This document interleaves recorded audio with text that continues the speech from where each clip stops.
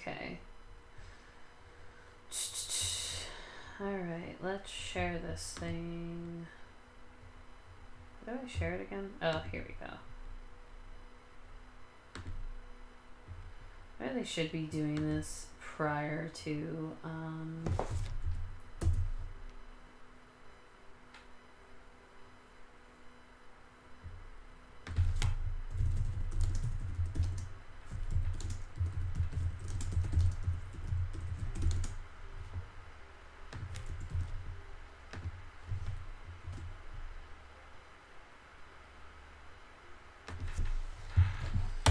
let me share to my Instagram.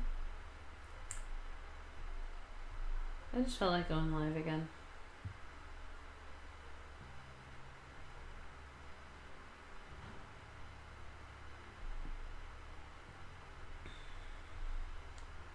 Da, da, da.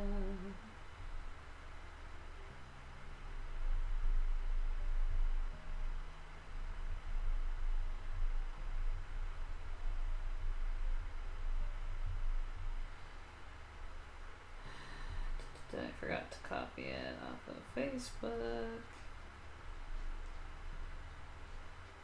Part of me is like, part of me wishes that like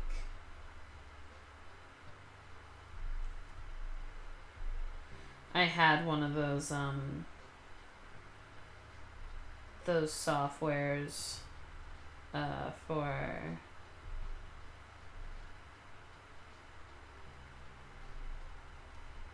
what do you call it?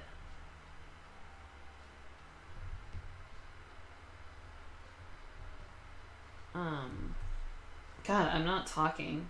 I had one of those like Hootsuite things, like where you just post one thing and then it posts to all your socials, but you have to pay for that, I think. Because this is so annoying when I have to do it this way. God, I hope this is right.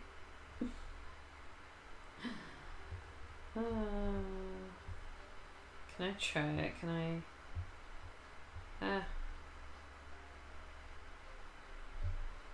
Visit link. Okay, good. Just had to make sure. Okay, where else? Do it on Twitter. This is so boring, but I want to go live. What can I say?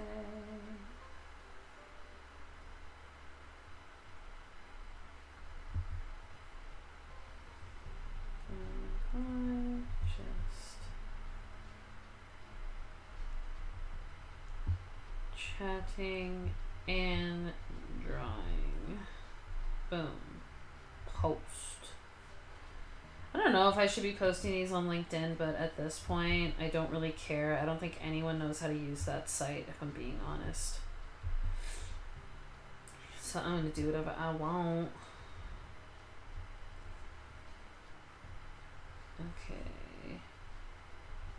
Going live. Just. I really should be copying this message. Stop.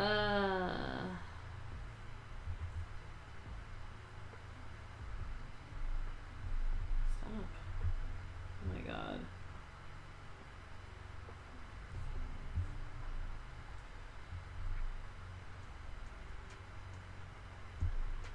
I think I posted everywhere that I care about. I don't know. But alright. Let's get to it. Hello, hello, if anyone joined. Hi, my name is Christina. I am an artist and I like drawing stuff. So if you also like art, drawings, and drawing, then this is the place for you, my friend. Welcome back. We are out here. I'm working on a character turnaround, but I'm also going to, at 10:20, flip over to another drawing and work on that for an hour. We'll see what happens. So I'm just gonna be doing a character turn here for a bit. So I thought I'd also like explain my process for doing these like character turns, how I do them and all that stuff. So as you can see, I use these like lines here. These are like guidelines, if you will. You can set them up by going to view. And I think it's rulers is what I got. Yeah, rulers are what these are. You generate them by dragging them down from here. And you can also do it from the side. I don't use those as often. I tend to use these to line up things, especially with like character design. It's very helpful because you want to rotate these characters in a 3D space. So yeah, just want to make sure things line up, you know?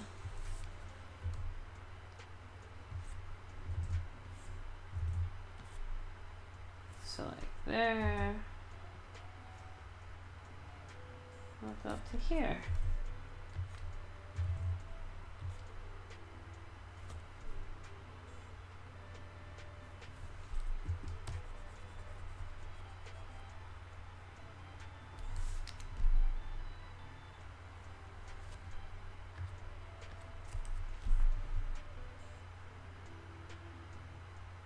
Oh, you know what? This actually should be another area. Blah, blah, blah.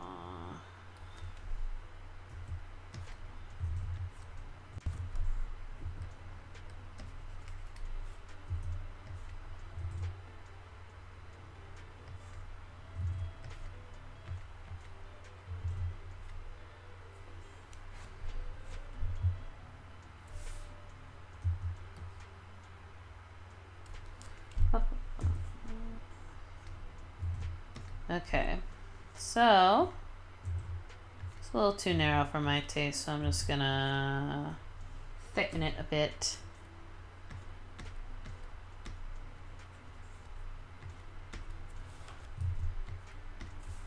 Yeah. All right. So let's chat a bit, shall we? Trying to think. So the new Ninja Turtles movie, liked it, loved it. I know it's like something to say like, oh, I really loved how it looked, but I really was like mesmerized. I like the look of that film. I'm really grateful to Spider-Verse for introducing. I guess not introducing. Yeah, like it's a stop motion looking style. Like they didn't invent that obviously, but like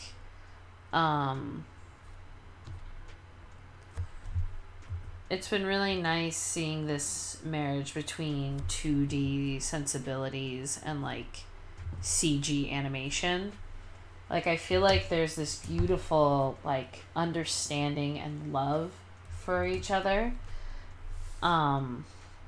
So I just really think it's just really nice that exists, because for a while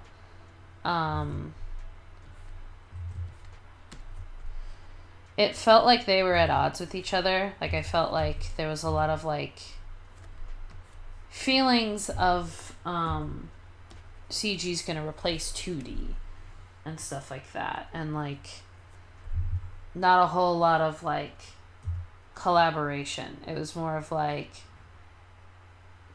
one is better than the other, or one is the future and one is like the past. Whereas I feel like Spider-Verse introduced this idea that they can both, not only can they both exist, but it's actually perfect when they do. I don't know if that makes any sense, but basically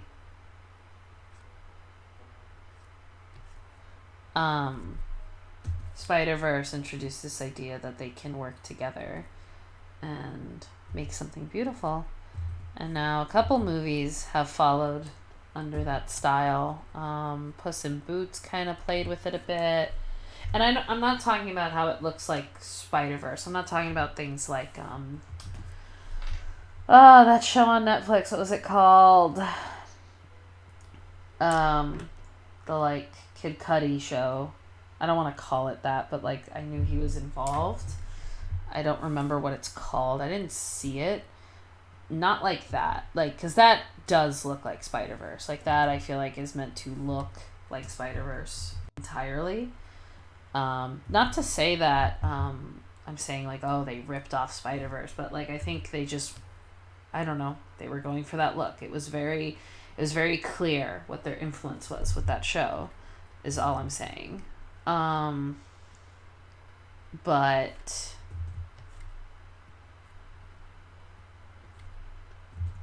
see, I don't want like a gross tangent, you know what I mean? Across the ear. But like Puss in Boots had that idea of let's marry like 2D and CG, in the sense that like Puss in Boots in The Last Wish, the whole movie looks like it was ripped from like art books, like the art of books, if you will. Like it looked like concept art for the movie, but it was moving, and it wasn't only moving, but it was moving in a 3D space. So like this marriage of what I mean by like 2D sensibilities, like style and everything, with CG movement, I think is fantastic. Let me tell you something. I keep getting these 404 calls from Georgia, and I'm wondering if I should answer, but then I hear about like those phishing schemes of like they're trying to get your voice. And I told my fiance, the next time they call me, I'm going to yell that I found a baby and I'm eating a baby and it's your fault. Which is like really insane. And he told me not to do that. But like, I'm very tempted because I'm just so annoyed. Because here's the thing. It is a Georgia number. Now, I have a Georgia number. That no one is contesting this. I have not changed it. I used to live in Georgia. I don't anymore. I have not changed my number. Okay? I just haven't changed it. Okay? And it's very, like, it's not normal to have that number out here where I live. But, like people, I think, understand. But at the same time, like,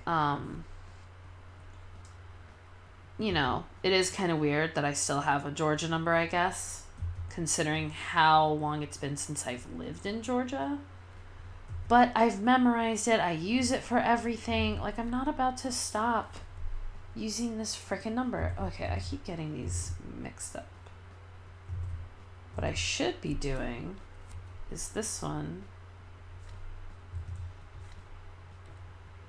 Okay. And then, yeah. Or no. I'm like doing,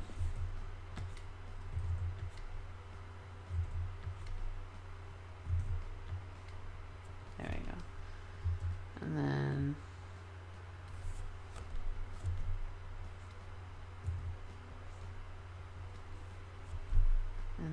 you do this one. What was I saying? So Teenage Mutant Ninja Turtles did like the same thing of like, it took 2D sensibilities of like the style of it and everything. Well, it was 2D, but then it wasn't, if that makes sense. Like there were moments where I looked at the textures on the turtles and it felt like it was trying to make it look like a stop motion model. But, because it looked like there was like smudges and stuff like on the faces, if that makes sense. Like fingerprints, you know what I mean? So you know,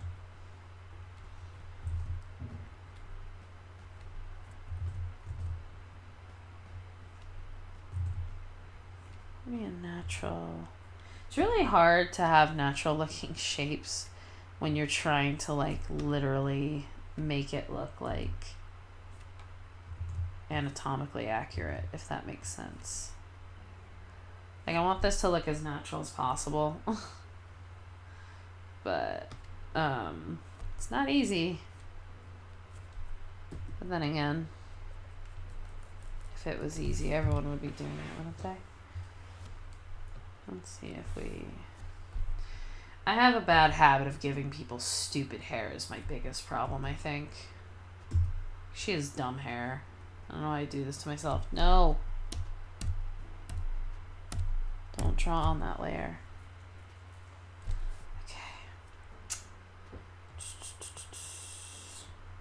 Oh shoot, I have to pivot to my other drawing, but let me just... Because I'm on like a schedule, if I'm being honest. Ooh, I heard the 808 cowbell. Did you guys hear that? You know, I don't care that I don't have any viewers right now. I was in the mood to talk. I was in a chatty mood. I called my dad to wish him a happy birthday. I just want to talk. I just want to talk. Okay.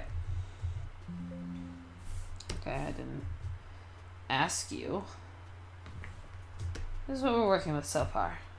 It looks pretty good. For those of you who tuned into my last stream, this is one of the characters from that poster. So we'll come back to her probably later today. I don't know. But now that it is 10:20, we're going to pivot over to a different picture I've been working on. This is a Draw This in Your Style by Kat Hudson, I believe her name is. I've met with her once before. She's very cool and extremely talented. And she did a Draw This in Your Style, so I wanted to get on that because I've never done these before, and they look like a lot of fun and a great way to, like, I don't know.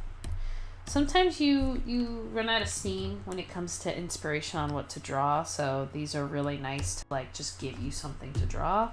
So I'm obviously going in with that, like, inking style that I did before, that I showed you guys in the last stream that I did, where I just, like, go along curves and angles and things like that and, like, thicken the weight of the line there.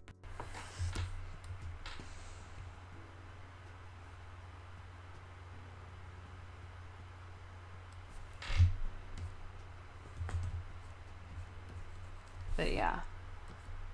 So back to Teenage Mutant Ninja Turtles. I really love the style of the movie. I love that it's like kind of ugly, which I don't mean that in an insulting way. Where is this? Okay, right. Okay.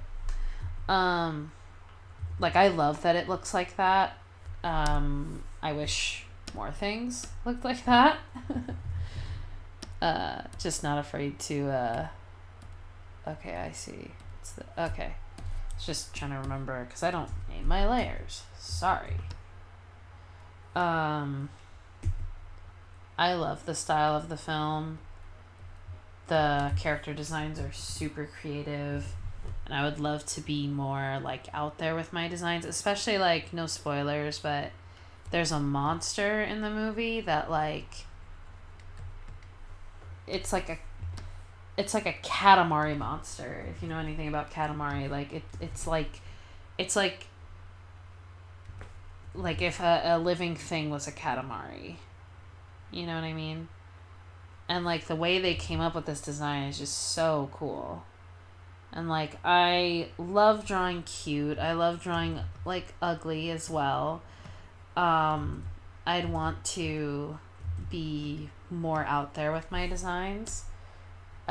Because I love that stuff and I want to see my capabilities. And I feel like that's a great way to really see just how creative you are. Is like how crazy of a design can you come up with that you can then translate in a turnaround.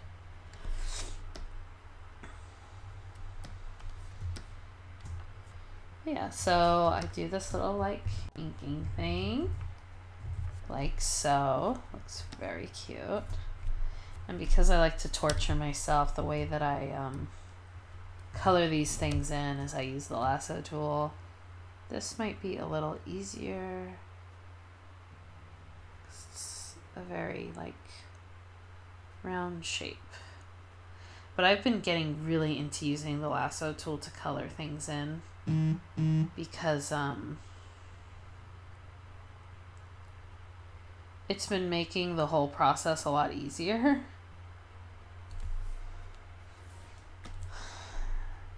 And I've also been learning how to really use the lasso tool a lot better.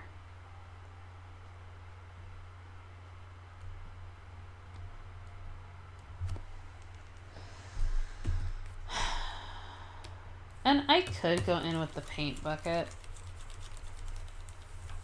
I don't trust that like anti-aliasing. Oh, why did I unselect? Okay, there we go. So then I've been doing my gradient like this. Yeah, that's good.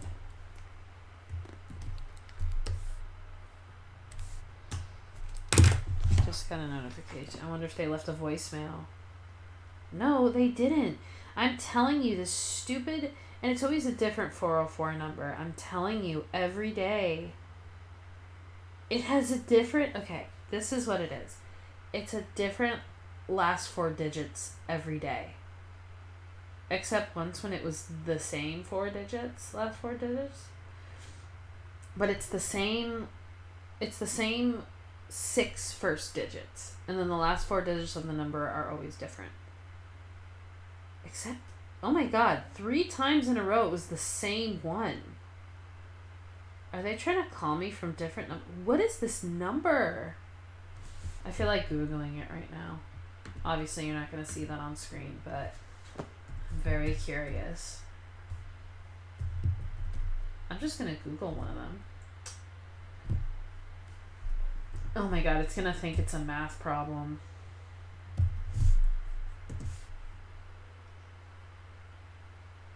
It's a debt collector robocall. Right there in 4K. Oh my god, and they keep calling me.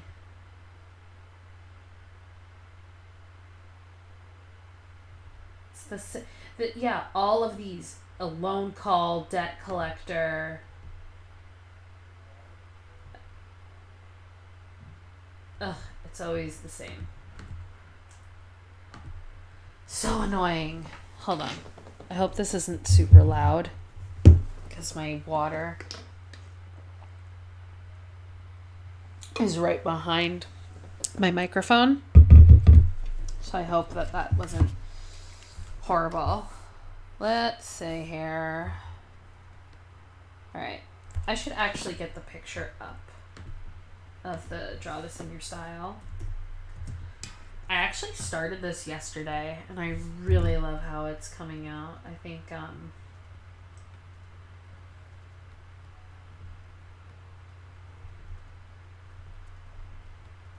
really happy with it.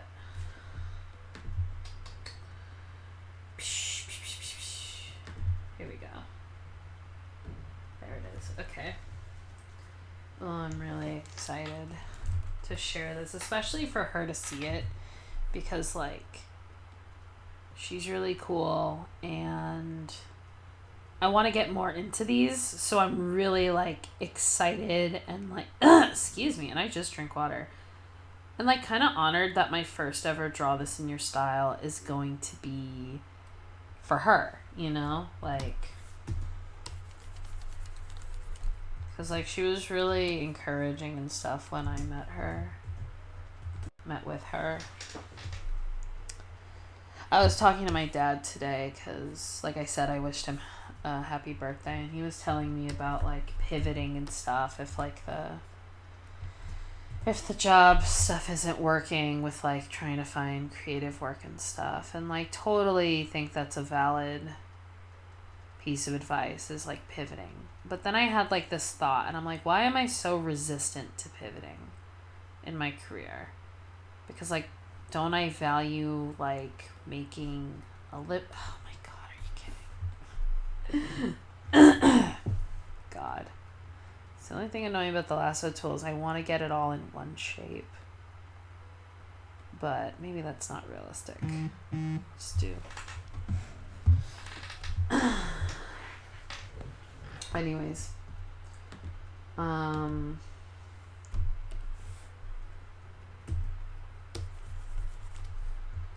And I think it's because I just feel so close. I feel really close. I feel like I'm really good at this. I know I can do it if asked to, you know, like it just, the job market is really shit for it right now. And I basically have given myself like, not an ultimatum, I don't want to say, but like basically at the start of the new year, I think is when I'm gonna like start looking for different work. But not entirely out of the animation industry. More so like probably more production work and stuff like that, just to get into animation at all. It's not that I think I'm above production by any means, they're beast, but I just feel very intimidated by the work, if I'm being honest. Like this stuff that I'm doing just comes so natural to me, like drawing and designing and stuff like it comes natural. Drawing these characters and giving them personality and things like that comes natural to me. Things like clerical, like production work, like I feel like that's a totally different brain, but also like I could do it if like trained properly and everything. I can do anything. I could be good at anything. And I think like I'll be more serious about pivoting in the new year, not just in like applying to things, but even at my current job. Like if given the opportunity, I could definitely be a coordinator, I think, at my work. Like I don't think that's me being overzealous. Another thing is like there's a certain department at my job right now that like I'm very intimidated by because I feel like it's very high stakes. But I noticed that they struggle a lot with having enough people who are qualified to work in that position, like when things are getting busy or whatever. Let me see the other arm. Yeah, that's fine. I've been really liking gradients. I don't care. I think I was told once that like gradients look really cheap. I'm like, don't care. I love a good gradient. And I'm gonna live my truth, okay? But anyway, like, I think I want to tell them like, hey, I'm ready to get trained in that department. The other problem though is not even that like, you know, I couldn't do it. It's if they could, because like you have to, I would be comfortable in that department if I was properly trained in it. But like, it seems that they never have any slow time or downtime to train people for it. So it's like, okay, well, how do you expect more people to, what's the word, be qualified to work this department if like, how am I going to get this to look?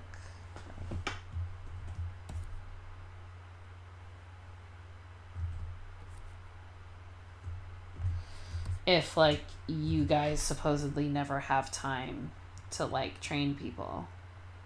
Like how do you expect like people to work that department if you just never have time to show people how to do it? Because like you can't just, for that position specifically, you do need to have like certification. In other departments that I've been put in, they will just throw you in, but to be fair, it's not something where like you need certification to know how to do it. You know what I mean? It is retail at the end of the day.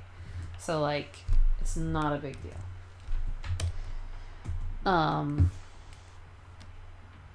So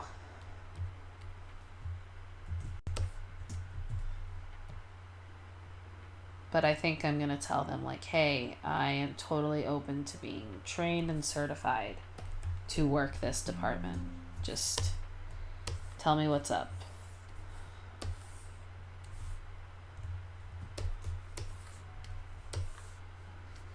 In the new year. I just want to wait because there's some stuff that I've applied to, and one of the things I won't hear about until like the end of September. So like I really don't want to like pivot just yet. In the new year, I absolutely will consider new options like beauty school, like design, like concept design academy, those type of things. Like definitely will consider those in the new year. I think for the concept design academy, I do need to know that ahead of time though, because you have to enroll in semesters. So like that I would have to know ahead of time. But the other stuff, like, you know, I will just like keep in my back pocket in terms of pivoting, you know. I just realized this stinky thing. Hold on a second. Okay, hold on. How do I do this? It's not a big deal. Hold on. Just realized. Oh no. No. This. Just gonna.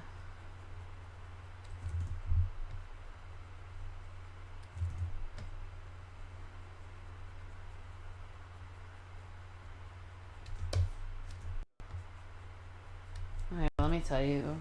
Speaking of my job, I had a lady come in yesterday who, by the way, this was my first customer of my shift. Okay, like I just got there. I just turned on my register. I just got there. And I get a lady who wants to return something. And already, like, things are weird with it. Okay, no, she was being weird. But the thing I'm about to talk about is not necessarily weird. It's very real, and I don't want to, like, make fun of her for this. It was just, I wasn't expecting to see this type of thing at my place of work, if you will. So, already, she comes to my register, and I'm on register 2, and there's a register 1 to my right. Okay, but I'm on register 2. And she goes all the way, she walks all the way to like the edge of register 2 towards the right, like towards register 1. And she's like, is it possible to open this register? And the thing is, yes and no. Like, technically speaking, of course, I can jump on register 1. There's nothing stopping me from doing that.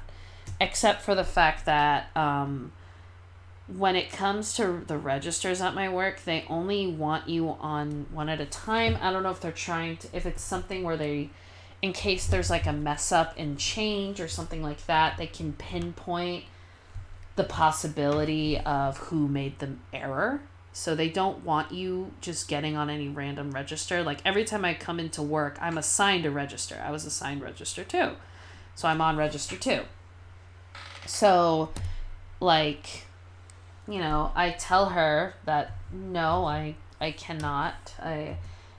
I'm on register 2. It's kind of like, I think I said it like that. Like, no, unfortunately, I'm on this register. I can't open register 1. Okay? That's what I tell her. So I kind of knew why she wanted to be on register 1. The cashier next to me, register 3, had a customer that had a dog. Now, we have a sign on our door that says, you know, service animals only. But in California, no one cares. No one cares what your rules are. Any animal is a service animal as far as they're concerned. So everyone brings in their dogs. the dogs pee and they'll have accidents in the store. It's a whole thing. But anyways, so there's a lady on register 3 that has a dog, and while I'm helping this woman with her transaction, the lady at register 3 is done and starts exiting the store. My customer walks 10 feet away. And this lady, I'm not trying to say that little dogs can't be dangerous. Of course, any dog can be dangerous. But as someone who loves dogs, I don't know, maybe I'm biased, but this dog didn't look like it would hurt anyone. Or it looked kind of old too, so I don't even think it would have the ability to do anything. There's a good chance it doesn't even have teeth, you know? So this lady walks 10 feet away. And I didn't think this was cool of the customer at register 3. I didn't think this was cool what she did. But she did a mocking rawr thing at the lady and was like, oh, he's so friendly. And the lady was just like, yes, I'm sure, but I have a phobia. So you see what I'm saying? I didn't want to make fun of this woman for having a very real phobia of dogs. It was just one of the many weird things about this customer. I don't even want to say it was weird, but I just it was just so strange. I guess, okay, just personal stuff right now. I was diagnosed with OCD, and treatment for OCD is CBT, cognitive behavioral therapy, but also exposure therapy, right? So there were a lot of times that I put myself in situations where I felt very uncomfortable, and of course I didn't want to do it. But on the other hand, I did want to because I wanted to get better. And they say this type of treatment is very effective for OCD. So I was like, okay, then I'm going to do exposure therapy. I don't like doing it. It bothers me a lot, but I'll do it. So when I see her purposely avoiding the dog and allowing her phobia basically to run her life, I don't want to say I don't have pity. I do feel bad for this woman because it's obviously a very real thing she's going through. But I'm also, there's a part of me that's but don't you want to not live in that fear? Don't you want to face it any opportunity you get? Because there's not going to be many opportunities for you to face your fears of dogs, It's also not to say this lady's stupid or anything, but she didn't have to come to this TJ Maxx if her fear of dogs was so great, because the one that I work at has it's in a strip mall that happens to have a pet store near it, and it basically there's a higher percentage that there's going to be dogs around, if that makes sense. You know what I mean? So I don't know. There's other stores near that. There's other ones that don't have pet stores. So you didn't have to come to this one if your fear of dogs was so great. But anyways, lady leaves. She's fine now. She can come back to the register. There's no more dog. So then, she wants to return an item. And already there's some fishiness happening because she doesn't have a receipt, which is fine. That's actually not the fishy part. People come in without receipts all the time. We do something called a non-receipt merchandise credit, which basically is a store credit that requires your ID because basically we do a tally on you. And if you do 3 strikes of not having your ID and returning items without... Wait. How did I say that? Hold on. What I'm saying is we tie the card with your ID because we're basically making a tally of how many times you return items without a receipt. And if you do it 3 times, you're not allowed to return without a receipt after that. So I've only had like 2 instances where I was given a message saying this person is not allowed to return this item. Like, it's kind of, I think after the first time, people are like, okay, I'm definitely not letting that happen again. So it's not like, it's totally fine to return something without a receipt unless certain departments say that you do absolutely need a receipt and we can't do an exception. But you can't do it more than 3 times. But this lady didn't have a receipt, which, again, not a big deal. We can do a non-receipt merchandise credit. Now, what was weird about this was that when it's no receipt, I have to look up the item in the system, no matter the price. Usually we do an RIL or a return item lookup when a product is over $20. This product was $3.99, but I still had to look it up because they didn't have the receipt. I'm always required to do that without a receipt, no matter how much the item cost. So I look it up in the system. The thing is, I think we carried the brand of thing that she was returning. However, when looking at the barcode, like the sticker where it was placed, it wasn't in a place... This is going to sound very, like, specific, but it wasn't in a place where we normally would put this sticker. So already I'm kind of, like, eyeing that. I'm kind of like, okay, that is a little weird that it's like the barcode was like on the front of the product when normally we would put it like on the back for this type of product. But anyways, I'm like, okay, that's a little weird. And to be honest, the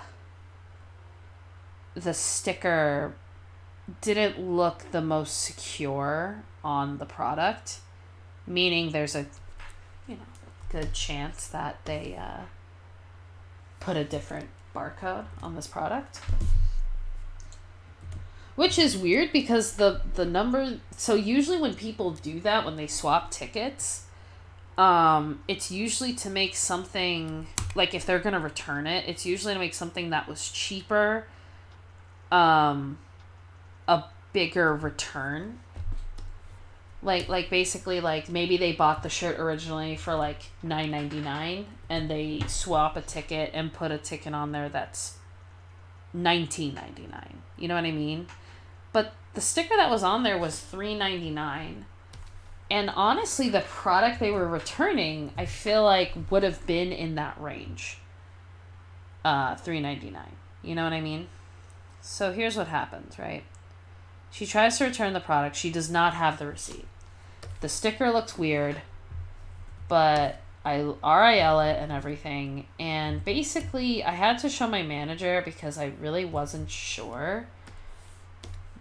But I couldn't tell. So when we look up an item, we look for 2 things. One, if it has the designer's name just right there. Like if it's clothes, usually we look for the designer name. And then if the designer name matches up, then we look at the description. But a lot of the time, if it's the designer name, the designer's name is right, we don't even have to go as far as looking at the description. Sometimes. Some things are a little sus, though. But a lot of the time, it's that simple. Sometimes, we only have the description to go off of.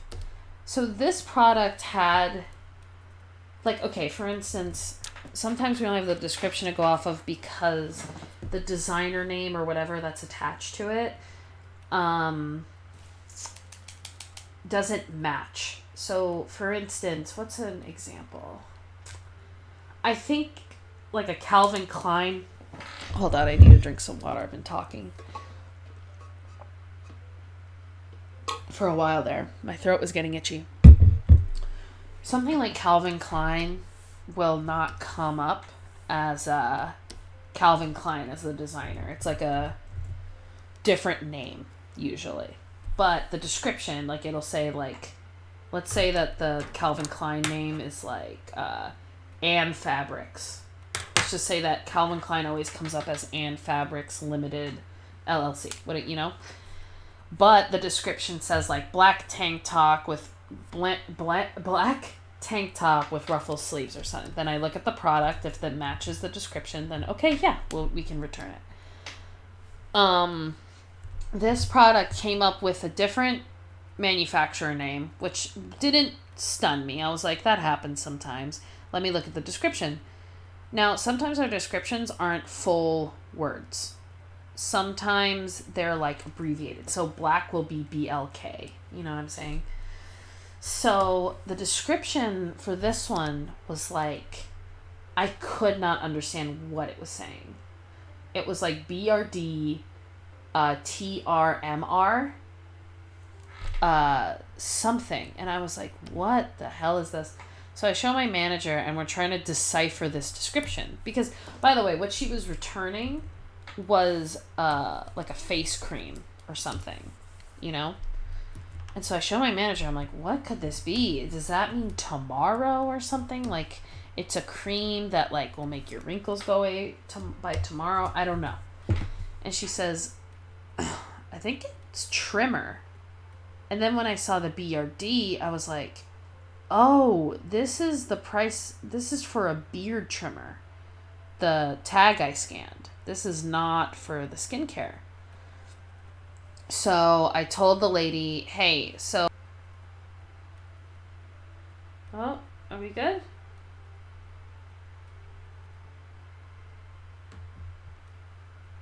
We're still going? Okay, good. Okay, we disconnected there for a second. I hope everything's still good.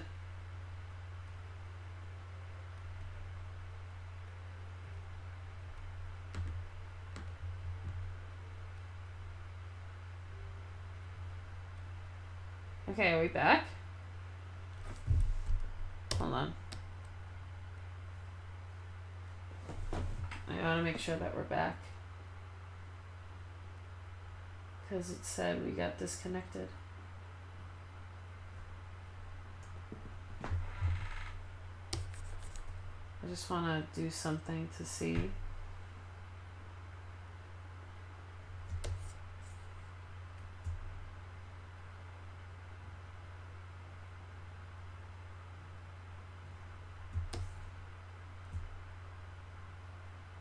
Dang.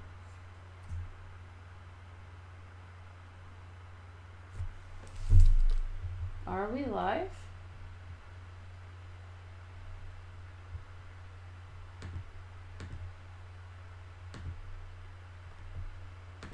Just want to see to make sure. So this says we're live. Oh, whoops. Wait. I hit the wrong thing. Okay. Okay, good.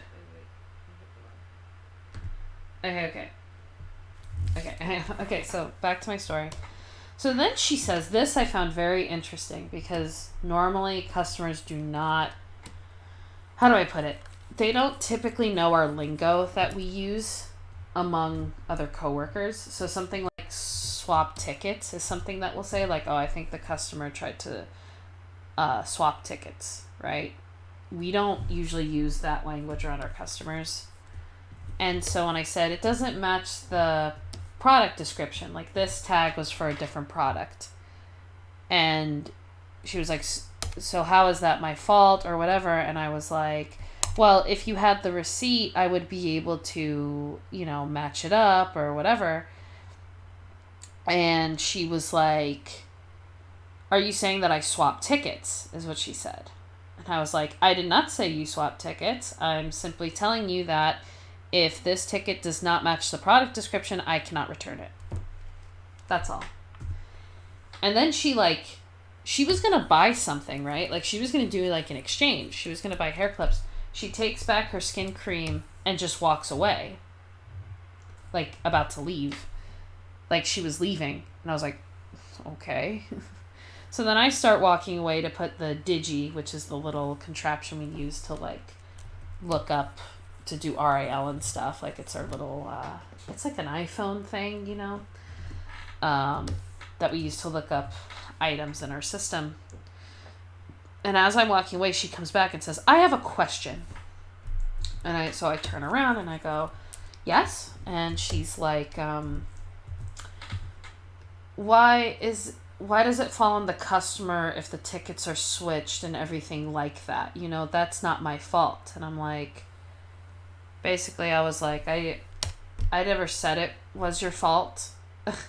I'm just saying that by policy, I can't return this item because it doesn't match the description, and because you don't have your receipt, I can't, like, you know, I don't have a reference point, basically. Like, if it doesn't match the description, there's nothing I can do. Like, if at least she had her receipt, I could have been like, well, she did buy it from here, and if that's the tag that was on it, like, there's a chance that, you know, that happened in our store or whatever. Or I could tell her, look, you bought this at the other TJ Maxx across town. Like, you need to bring it to them to do this return because it does not match in our system, and they're the ones that made this mistake, you know.